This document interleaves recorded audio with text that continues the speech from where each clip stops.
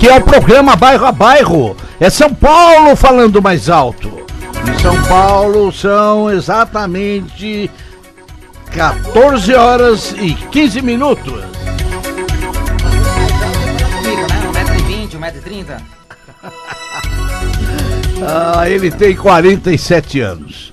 Ele está em seu quarto mandato como vereador da cidade de São Paulo. Ele já foi presidente da Câmara em 2011, reeleito em 2012, pesquisador social, cursou Ciências Sociais na Universidade Federal de São Carlos. Iniciou sua carreira no ambiente público aos 21 anos, trabalhando na Assembleia Legislativa de São Paulo como assessor parlamentar. Depois foi chefe de gabinete. Coordenou a campanha de Mário Covas e de Geraldo Alckmin ao governo do estado de São Paulo. Além disso, foi presidente do Diretório Municipal do PSDB na capital paulista em 2000 a 2002, partido ao qual esteve filiado por mais de 20 anos. Assumiu o cargo de vereador pela primeira vez em 2005. Licenciou-se da função em 2006, quando foi secretário municipal de Participação e Parceria. Retornou à Câmara em 2007 e foi líder do governo Gilberto Kassab entre 2007 e 2010. Durante esse período, trabalhou atuando pela aprovação de projetos fundamentais para a cidade de São Paulo. Em 2008, foi apontado como o melhor vereador da Câmara Municipal de São Paulo. O título foi dado pela ONG Voto Consciente e pela revista Veja São Paulo. Foi reeleito no mesmo ano com 54.726 votos. Ao longo de 2009 e no primeiro semestre de 2010, foi relator da revisão do Plano Diretor Estratégico.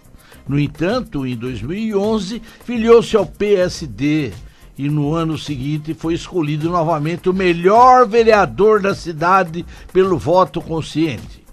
Não utiliza o carro oficial da Câmara, ele é um ciclista, usa bicicleta, o transporte público ou carona, por exemplo.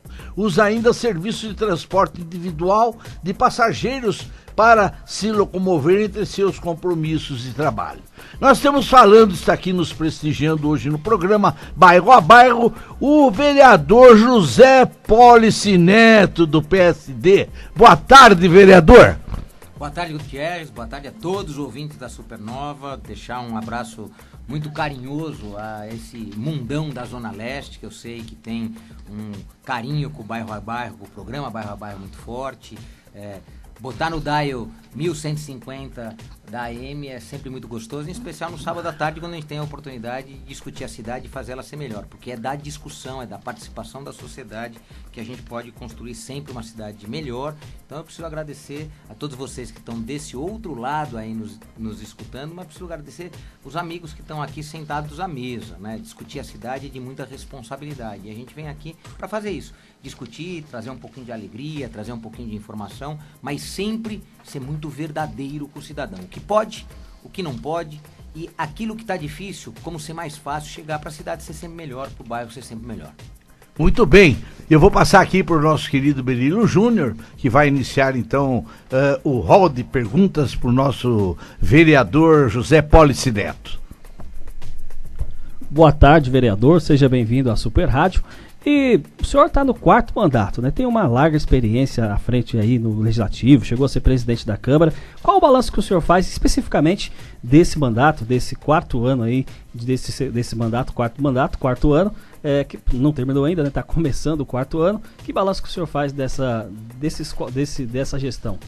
Olha, eu tenho uma das questões que para este mandato, o quarto mandato, foi muito importante, que ela começou a ser estudada entre 2015 e 2016. Foi um período que eu tive uma experiência nacional e internacional nos programas de integridade de cidade, na prevenção e o combate à corrupção. Em janeiro de 2017, eu apresentei o PL1 de 2017, primeiro projeto da atual legislatura, que prevê a política municipal de prevenção e combate à corrupção, cria o Conselho de Transparência e o Fundo de Enfrentamento à Corrupção na cidade de São Paulo. Muito antes do Moro virar ministro, muito antes das ações da Lava Jato ganharem relevo, eu já trabalhava esse tema na administração pública do município de São Paulo, fui responsável pelo processo de contenção dos supersalários e a gente teve no final do ano passado a aprovação do PL1. Então, depois de 3 anos de intenso debate, a gente conseguiu aprovar a primeira lei municipal que trabalha com a questão do enfrentamento à corrupção a partir da tecnologia, né? Porque quando a gente olha o mercado financeiro, quando a gente olha banco, quando a gente olha seguro, como que esse setor da economia, que sempre foi muito vulnerável a fraudes, à corrupção, conseguiu ganhar musculatura e a gente não receber mais informação, o Banco Bradesco teve uma grande fraude, o Banco Itaú teve uma grande fraude, porque usou tecnologia para enfrentar a corrupção. O que a gente fez foi, estudando as grandes experiências internacionais e do setor privado, apresentar um projeto de lei que você usa a tecnologia para prevenir e combater corrupção. E a gente conseguiu aprovar no finalzinho do ano passado e a gente espera que na semana que vem, então é a primeira vez que eu falo disso numa rádio, que na semana que vem o prefeito Bruno Covas sancione a primeira política municipal de prevenção e combate à corrupção, que vai usar a tecnologia para fazer pesquisa de preço antes de você comprar qualquer produto. Porque olha só como essa coisa é engraçada. Hoje, a população entra lá na internet e vai no site lá do Trivago e consegue encontrar a hospedagem mais barata que ele tem. Porque quando a gente compra um serviço aqui na cidade de São Paulo, a gente paga mais caro e nem sempre o serviço é bom.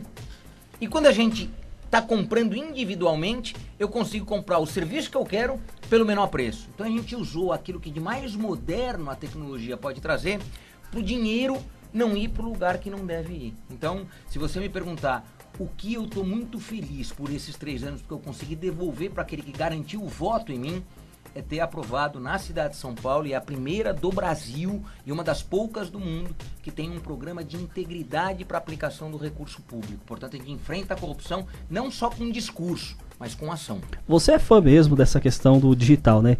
Em 2008 teve aquele projeto 14668, que o senhor foi o idealizador dele, da inclusão digital aqui na cidade, né? E passaram-se aí 12 anos. E esse projeto, esse que foi ali o embrião de tudo isso que você está falando, ele surgiu algum efeito? Como que você avalia a inclusão digital na cidade de São Paulo? Olha, eu lembro como se fosse hoje, quando a gente começou a implantar os telecentros, né? Porque os telecentros nascem exatamente disso. Então, quem tá... E aí vou contar uma coisa muito gostosa hoje, né? Quem conhece um pouquinho da Zona Leste, então a gente tá lá no Conjunto Garage, tá lá a Dona Maria, tá nos escutando agora. A Dona Maria lá do Conjunto Garage tá nos escutando.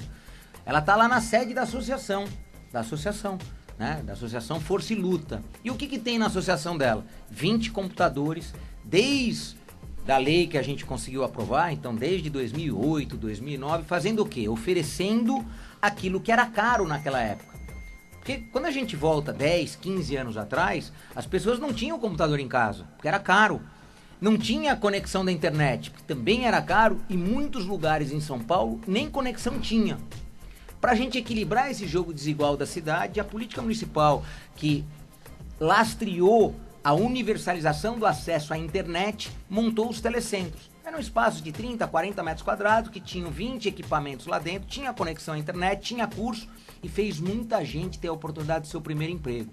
Então, lá começou a minha relação com a tecnologia, é verdade. E de lá eu aprendi que tecnologia traz inclusão, e inclusão traz equilíbrio social, porque muitas vezes o analfabetismo técnico, tecnológico da informática faz com que aquele que aprendeu a ler e escrever, que no passado estava excluído, passou a ser excluído porque não entendia nada da internet. Então a gente fez um trabalho muito importante, chegamos a ter 400 telecentros na cidade de São Paulo, exatamente para isso, para incluir aqueles que tinham menos renda, mas que eles estariam ligados no mundo inteiro, conhecendo o que o mundo estava fazendo com a palma das suas mãos. Então eu tenho muito orgulho de ter participado desse processo. Preciso fazer um agradecimento. Naquela época a gente dependeu muito, primeiro do prefeito Serra, que foi o primeiro prefeito enquanto eu fui vereador. Depois, aí eu preciso falar de um amigo, o amigo Gilberto Kassab. Esse teve um investimento muito grande nessa área de tecnologia na periferia. Porque é muito fácil a gente investir aqui na Paulista em tecnologia, é muito fácil a gente investir na Faria Lima em tecnologia, agora difícil é você implantar telecentros dentro das comunidades, dentro do Heliópolis, dentro do Paraisópolis, dentro da favela lá da Vila Prudente, lá no fundão de Guaianazes, já na divisa de Ferraz, Poá, Itaquá. Então, e aí eu tenho que contar para vocês que tenho muito orgulho de ter tido a oportunidade, durante um período, carregar a política municipal de universalização do acesso à internet, que se hoje é muito simples, as pessoas compra um celular aí que você já está conectado com o mundo. Lá atrás não tinha celular, o computador era caríssimo e as pessoas tinham dentro do Telecentro a oportunidade do primeiro diálogo com o mundo digital. Vocês estão ouvindo aqui a entrevista com o vereador José Polici Neto. Aqui é o programa Bairro a Bairro. É São Paulo falando mais alto. Zanzini tem uma pergunta para o vereador Polici Neto, Zanzini? Tenho uma pergunta para o Polici, mas antes eu gostaria de dizer para ele que já passaram 21 anos, né? Coisa de louco, né? Você era presidente da juventude do PSDB, com aquela sua fala gigantesca, colocando os garotos para cima, e depois nós fomos para a TV comunitária, com o Fernando Mauro Trevas, fazendo aquelas mesas de debate. E tá lá até hoje, hein? E tá lá até hoje. Possivelmente semana que vem eu tô com o Fernandinho Mauro. Essas são coisas que deixam a gente orgulhoso, né? A cidade pode melhorar muito, a gente vai trabalhar muito para ela melhorar mais. Mas um pouco do nosso passado, do quando a gente se dedicou a ela, também tem que nos orgulhar, né? Então eu tenho muito orgulho dessa passagem pela juventude tucana, porque quem não atua desde os primeiros momentos da vida tem muita dificuldade de entender o que é a política. A política ou nasce no sangue, a vontade de fazer, a vontade de gastar tempo da sua vida para melhorar a vida dos outros. Caso contrário, você fala assim, tá bom, eu tô resolvendo o meu problema, não tô resolvendo dos outros. Lá a gente resolvia só o problema dos outros, não era os nossos. E você falou também da Dona Maria, lá do Jardim Limoeiro, né? Exatamente. Nossa, Dona Maria, o abraço do pessoal do programa Bairro a Bairro aqui da Super Rádio, né? Quem fala é o professor Zanzini. Beijo no seu coração, trabalhamos muito por essa cidadezinha aí. Mas, vereador, você é um vereador que sempre procura identificar os problemas e trazer soluções. Para a cidade hoje, o que você acha da questão do transporte público? Que a nova concessão da SP Trans está melhorando ou vai melhorar o transporte na cidade? Aí eu preciso contar duas coisas pra vocês. Eu tenho muito medo dessa concessão não conseguir melhorar. Tenho muito medo. Por isso, fui montar um programa dentro do meu mandato para ajudar a cidade. Então, quero até convidar, a minha expectativa é que nos próximos 10 a 15 dias, né, entre o dia 15 e o dia 25, a gente consiga lançar, e aí vou contar em primeira mão aqui na Super Rádio, tá? Então a gente vai lançar o Fiscalizando o Busão. O que é o Fiscalizando o Busão? Pela primeira vez, e essa é a parte boa do novo contrato que você perguntou, professor. O novo contrato paga mais para quem ganhou conforme ele presta um melhor serviço. Então, pela primeira vez, a remuneração que a empresa que ganhou aquela linha vai ter está ligado à qualidade do serviço prestado. Então, olha como isso mudou. Sempre ele tinha lá um valor, se ele prestasse uma porcaria de um serviço, ônibus cheio, lotado, atrasado, sujo, emporcalhado, sem freio, com pneu careca, ele ia receber a mesma coisa do que alguém que ia com o carro na hora, arrumadinho. Então, tem uma mudança importante. Mas está claro para mim também que se a gente depender só da SP Trans para fiscalizar, ela não consegue. Só que a gente tem mais de 7 milhões de usuários do transporte público coletivo, como eu. Então eu tenho muito orgulho de falar isso e mostrar, porque aqui eu posso mostrar, ó. O que tá aqui na minha mão? Professor, o que tá aqui na minha mão? O bilhete único. E o que tá escrito nele? José Polici Neto. Quem que é esse cara que tá aí? Tá mais novinho, né? Se dá risada, né? Porque a foto é um pouco antiga. Mas na realidade o que eu falo é o seguinte: quem importa na fiscalização do serviço é o usuário. E o Fiscalizando o Busão é uma forma da gente conseguir envolver o usuário na fiscalização do serviço e, portanto, pagar o valor adequado de remuneração para a empresa que prestar um bom serviço e não pagar um preço adequado, porque tem que ter punição a quem não presta um bom serviço, a quem hoje já está pagando R$ 4,40, porque aumentou 10 centavos. Então, a questão para mim é o seguinte: confio no prefeito Bruno Covas, e falo aqui para todo mundo escutar, confio no prefeito Bruno Covas, acho que ele tem condições, enfrentando o câncer, com todas as dificuldades, de fazer um último ano de mandato com muita competência, mas ainda sinto que tanto a FSP Trânsito, que é a empresa que cuida desses contratos, como a Secretaria de Mobilidade e Trânsito, ainda não está na velocidade do prefeito para oferecer para o cidadão a qualidade do serviço pelo pagamento dos R$ 4,40. Professor Zé Renato também tem uma pergunta para o vereador Pólice Neto. Zé Renato. Então, eu estou aqui admirado, acompanhando a energia do vereador, né? E a forma de falar da cidade de forma tão empolgada. Parabéns, viu, vereador? Obrigado, professor Zé. Aqui é paixão, né? Tem paixão pela cidade. Pois é, nós tivemos alguns contatos, né? Mas diretamente é a primeira vez que a gente está falando. Existe uma preocupação grande aqui com os conselhos participativos, né? Que você também tem uma atuação bastante grande, né? Eu quero que você fale também, nós já conversamos um pouquinho sobre os conselhos tutelares, né? Que é outra coisa que está na tua vida aí há muito tempo, né? E que você explique como é que vai funcionar essa lei que o prefeito deve sancionar agora, a semana que vem. Qual é a prática da lei? Porque a gente fala assim, aprovei a PEC e tal, assim por diante, mas o ouvinte aqui, ele não conhece a prática da lei.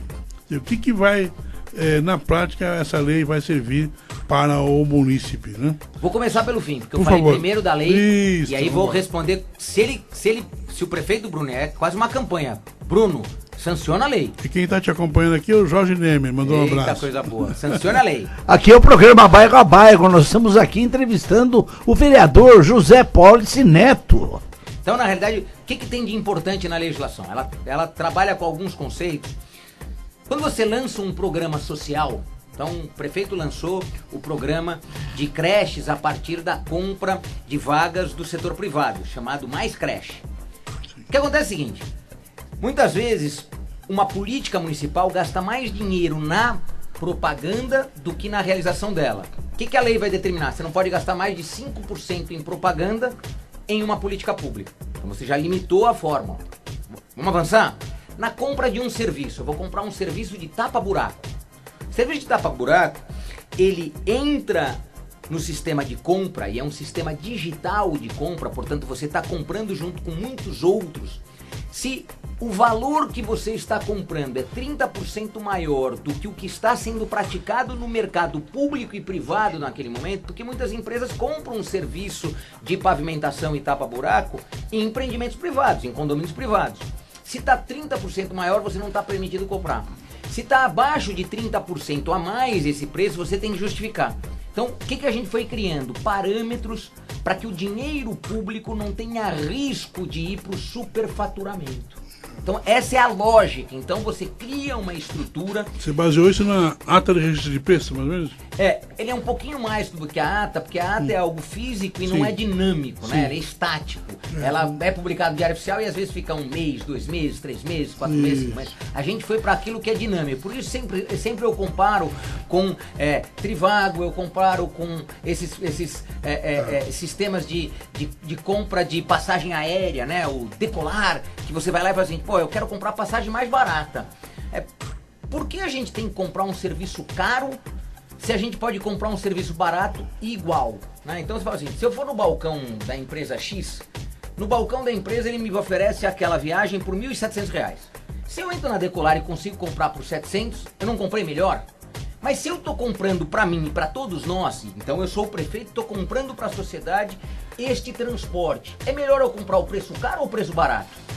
O uso de tecnologia nos dá a oportunidade de comprar o preço barato como eu já compro individualmente. Então não faz sentido eu comprar caro se eu já tenho os instrumentos de comprar barato, mas não tinha legislação que obrigasse o agente público a isso e criasse um método para isso. Então o que a gente inovou foi trazer toda essa tecnologia que nasce lá atrás com a política municipal de inclusão digital, que foi me dando experiência para poder, a partir de agora a gente tem como melhorar. E dentro da 1086, dentro da lei. Exatamente, dentro da lei. Tudo respeitando o que já é o arcabouço nacional. Então tem uma lei que serve para o Brasil inteiro, mas como dentro dela eu posso ser melhor. Porque Porque, na realidade, a gente está aqui para fazer isso, né? O vereador está eleito para quê? O vereador está eleito para fazer mais com aquilo que já está à disposição dele. A legislação federal, a nossa Constituição, as leis que nos antecederam, é pegar tudo que está à nossa disposição e para fazer ser melhor. Para aquele real que é tão suado eu pagar no meu IPTU, volte com um serviço de qualidade, bem pago, mas com um bom serviço. O Conselho Participativo era um sonho que eu sempre tive antes de virar vereador. Por quê? A cidade de São Paulo tem 1.500 km², 1.500 km², e tem mais de 12 milhões de habitantes. E só tem 55 vereadores. É 18 vezes maior que Costa Rica. Quer dizer, é quase que uma maluquice imaginar que um vereador consegue dialogar diariamente com 250, 300 mil pessoas para conseguir responder para ele o que ele pede, ele cidadão, e o que você responde para a cidade ser melhor. E o que eu sonhei, já que a cidade, esses 1.500 km², esses 12 milhões de habitantes, se distribuem em 96 distritos. São 32 subprefeituras distribuídas em 96 distritos. Qual que é a tese aprovada ainda na gestão Haddad? Começo da gestão Haddad. Cada um destes distritos terá os seus vereadores. Então, o conselho de representante era lá 8, 10, 15, 17, dependendo do tamanho daquele distrito, pelo tamanho geográfico, pelo número de habitantes, que a gente tem o vereador do bairro.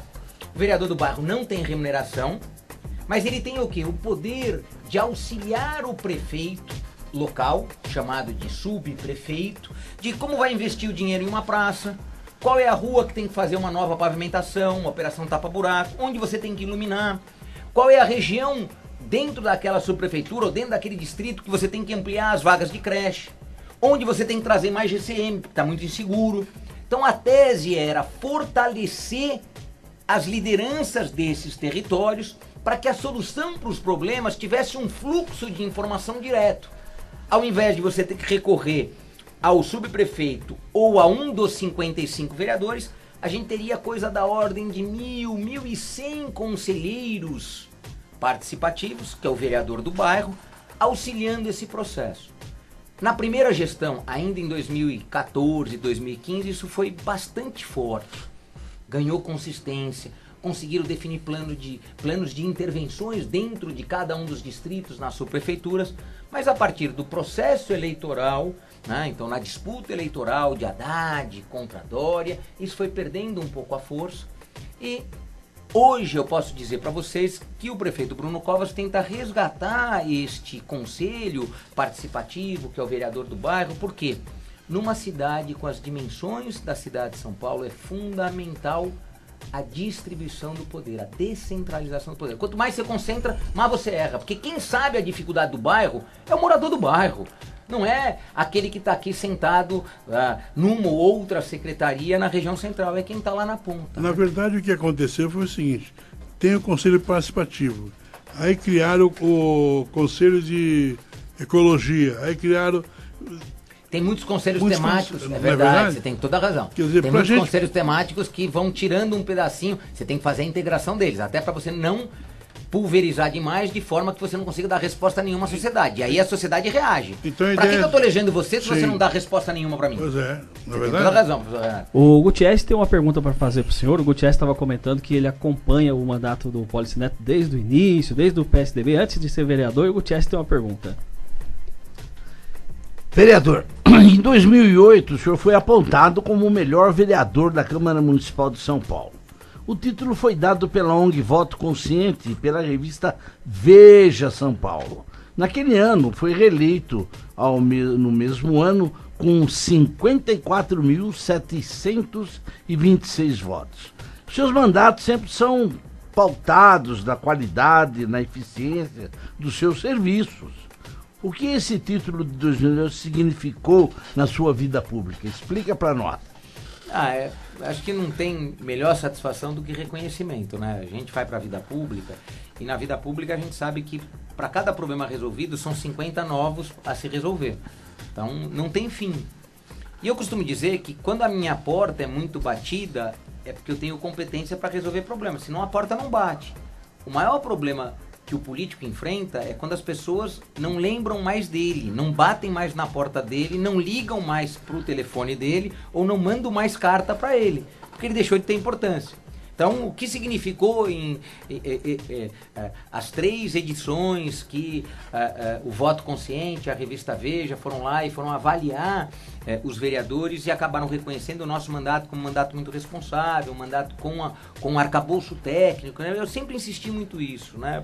Mandato tem capacidade de escutar a população. Então é muito importante a gente conseguir escutar a população, e quando eu venho para um programa como o nosso aqui da Super Rádio, ele é super importante porque eu sei que eu vou receber um monte de informação dos ouvintes. Mas ele também é da capacidade técnica que eu e a minha equipe temos de dar a resposta que essas pessoas nos cobram. Então tem uma parte que é de estudo, né? A política não é só vontade. A política é você estudar as soluções para os problemas que a cidade te impõe. Então, estudar a solução para os problemas de educação. Quando a gente fala dos conselhos tutelares, qual o maior desafio dos conselhos tutelares? Garantir 100% de vaga para as crianças de 0 a 3 anos da primeira infância. Por quê? Este é o período que o hardware, né, a cabeça das crianças, o físico das crianças está sendo formado. Se a gente tem um atraso e não tem qualidade na oferta do serviço de creche, essa criança vai ter pro resto da vida comprometido o seu desenvolvimento intelectual, porque não teve, naqueles primeiros 1000 dias, o Estado ajudando a nossa população mais carente. Então, o conselho tutelar é muito importante desde a gestação da mãe até os primeiros 1000 dias. Esse é um período que o conselho tutelar é fundamental. Então, eu posso dizer que para mim é sempre um orgulho ser reconhecido por pesquisas ou por prêmios como esse. Mas mais do que ser reconhecido por isso, é ser reconhecido pela população. É quando a gente chega lá na Dona Maria e vem uma condômina que mora lá no prédio, lá são mais de 1.300 unidades habitacionais, e vem e fala: vereador, estou muito feliz de você estar aqui com a gente, estou muito feliz que você não abandonou a gente. Quando eu chego lá no Heliópolis, com o Max, com o David, ou quando eu vou aqui no Clube Paulistano visitar alguns amigos e as pessoas viram para mim, olham no meu olho e dizem o seguinte: você está fazendo a diferença lá na Câmara, porque você é honesto, você é trabalhador, você quer dar a resposta que a sociedade quer. Então, para mim, eu que faço com paixão, né, eu não faço, ninguém me empurrou e ninguém me obrigou a ser vereador. Ninguém me obrigou a ser homem público. Eu completo em março desse ano 25 anos de carreira pública. Faço isso com paixão. Não é por prestígio, é porque eu sei que alguns têm que ter a tarefa de conduzir a sociedade naquilo que eu não faço para mim. Tudo que eu faço enquanto vereador não é para mim, não. É para os outros. E para mim servir me complementa muito mais do que fazer para mim. Então eu tenho muito orgulho de ser reconhecido muitas vezes, porque a gente faz aquilo que a gente gosta de fazer. Então não é pesado. Fazer política para mim é fazer algo que eu gosto de fazer. Aqui é o programa Bairro a Bairro. São 14 horas e 43 minutos em São Paulo. Estamos entrevistando aqui o edil, o vereador José Pólice Neto. Olha, se tem uma outra questão, recentemente você deu uma declaração que você disse que a vocação do centro de São Paulo é a economia criativa, e você acrescentou, ó, o destaque é para o turismo. Mas quais são as suas sugestões? O que seria isso? Você sugeria passeios turísticos, ônibus passeando com as pessoas para conhecer a Estação da Luz, conhecer Praça da Sé? O que é isso, essa declaração sua? Especificamente, em que sentido você diz que a vocação do centro é o turismo? Todas as vezes que a gente vai para qualquer capital mundial como a nessa, né, a gente tem que entender São Paulo como uma cidade mundial, uma cidade global. Né? Então, a gente se assemelha a Nova York, a gente se assemelha a cidade de Buenos Aires, nossa vizinha, a gente se assemelha a Madrid, né, Londres, então Tóquio, então cidades gigantes. E todas as cidades têm na região central, têm no seu centro, a vida daquele país, a vida econômica daquele país, a vida histórica daquele país, e aqui a região central de São Paulo é exatamente isso. Então você tem um teatro municipal, você tem os prédios mais importantes, você tem a nossa Catedral da Sé, então você tem o pátio do colégio, então você tem obras que foram construídas junto com a cidade, que tem 400 anos, 300 anos, 200 anos, e representam a nossa história. Qualquer pessoa que vem para São Paulo, vem também para conhecer parte da história da cidade. Então, quando você oferece para quem vem de fora conhecer parte da nossa história, as pessoas ficam muito felizes. Então, sem dúvida nenhuma, o centro é o espaço da criatividade, porque é o espaço da transformação. Como você transforma? Então pega um prédio velho, que está abandonado, mas que tem história, reforma ele e põe tudo de bom lá dentro. Põe o melhor da gastronomia, os melhores chefes que tem em São Paulo, e aqui manda um abraço para um chefe periférico. Esse é lá do São Luís, Edson Leite, da gastronomia periférica. Então pega um garoto que nasceu lá na periferia, que não teve oportunidade de nada, mas que é um chefe de mão cheia. É daqueles cozinheiros que você baba na hora de ver ele cozinhar, porque cozinha com paixão. E põe ele lá no centro, para oferecer comida pro Brasil e pro mundo. Vai receber estrela Michelin depois de 2 anos. Então, quando eu olho para a região central, que todo mundo critica, tem a Cracolândia, tem isso. Pessoal, droga tem em qualquer lugar do mundo. Quando tem forte concentração, estraga. E aí, a gente tem que enfrentar a região central sem ficar falando do ruim. Temos que falar do bom. Né? Por que tanta gente vem da periferia trabalhar no centro? Você tem o Martinelli, né? Tem o Martinelli que é lindo. Você sobe e vê São Paulo por cima. Tem o Mirante do Vale. Tem agora a reforma que o prefeito está fazendo no calçadão, tentando melhorar. O próprio Palácio dos Campos Elíseos. Maravilhoso, maravilhoso. Ninguém então, conhece. O esforço que eu faço aí é essa a leitura.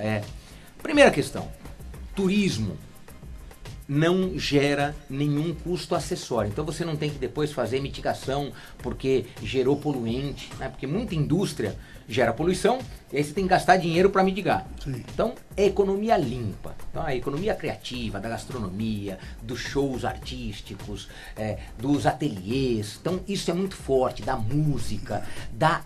Outra coisa fabulosa do centro, né? Precisamos lembrar isso sempre.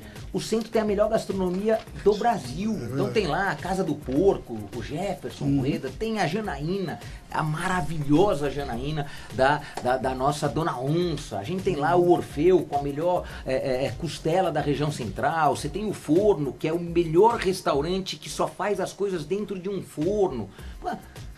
Você tem o rooftop do Ster, com o francês servindo. Então, aí tem coisas maravilhosas. Então, o centro é o espaço de pulsar o coração. É quase o seguinte, o coração nosso tá onde no corpo?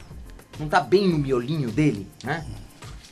O centro da cidade tá onde? No miolinho dela, jogando energia para todo quanto é canto. Então, o centro tem que ter isso. Cafezinho do pátio do colégio. Né? Maravilhoso. Vereador, a ouvinte de Jussara tá parabenizando o seu trabalho na Câmara, que ela conhece bastante. Jussara. Ei, Jussara, deixar um abraço grande aqui para você. Pra gente é super importante a gente ter esse acompanhamento, essa fiscalização. Só fala que é bom quem acompanha, porque quem fala que é bom em alguns momentos falou, o caminho é esse, vereador. Não quero que você vote assim, quero que você vote assado. Então, eu sempre dei essa liberdade a toda a população, ao eleitor, até aquele que não foi eleitor, para ser um dia. Critique, saiba trazer sua contribuição, sua sugestão, porque a gente também vai se corrigindo. Então, Jussara, muito obrigado pelo seu acompanhamento e muito obrigado hoje pelo carinho. Outro dia era uma crítica, hoje estamos andando juntos. Aqui é o programa Bairro a Bairro, estamos entrevistando o vereador José Pólice Neto, Berilo.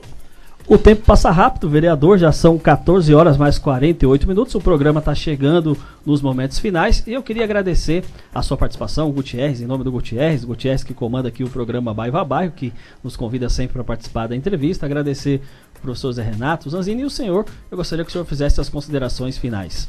Primeiro, agradecer os mestres que estão aqui na mesa, meus professores da comunicação, da economia, da educação. Então, para mim é muito importante esse momento, agradecer muito a Super Rádio, né? Então, ter essa oportunidade, esse diálogo, nessa que é a líder em audiência da AM, então para mim também é sempre muito importante. Me colocar à disposição de vocês, então sempre que vocês tiverem uma dúvida, alguma coisa que está rolando na Câmara, que vocês querem ter uma informação, vocês sabem que eu estou sempre ligado, 24 horas antenado no WhatsApp, no Facebook, no Twitter, no Instagram. Então, todas as horas que vocês precisarem de uma informação, entrar ao vivo, de repente tem uma questão mais tensa que precisa de uma informação lá na Câmara, me acione, eu entro, eu conto, eu falo, à maior disposição. Mas quero desejar um super 2020, né? A gente está aí começando o ano, hoje dia 11, então estamos bem no comecinho, então deixar um super abraço para todos os ouvintes, mas um abraço carinhoso na certeza que a cidade vai melhorar, que o estado vai melhorar, que o país vai melhorar e que de fato a gente vai ter muita coisa para comemorar nesse ano de 2020. Muito bem, ouvimos aí a entrevista do vereador José Pólice Neto. E ele vai voltar outras vezes aqui, porque queremos colocar nossos microfones abertos à sua inteira disposição, vereador. E, como forma de agradecimento de nossa parte, hoje é dia do agradecimento, né? E com tantas pessoas que passam pela nossa vida, elas merecem um agradecimento especial por fazerem parte da nossa caminhada. Todos nós gostamos de ouvir uma palavra de agradecimento quando fazemos algo para alguém, e por isso sejamos gratos à vida. E temos que agradecer todos os dias, falar obrigado, Senhor, porque foi Ele que nos salvou, nos resgatou do pecado e pagou um alto preço pelas nossas vidas. Ele nos guarda todos os dias, sustenta nossas vidas em cada aspecto necessário e nos livra do mal diariamente, e nossos pecados são perdoados. Texto da Tânia Regina, que é a nossa produtora, e eu deixo como forma de agradecimento a sua presença por aqui conosco no programa Bairro a Bairro.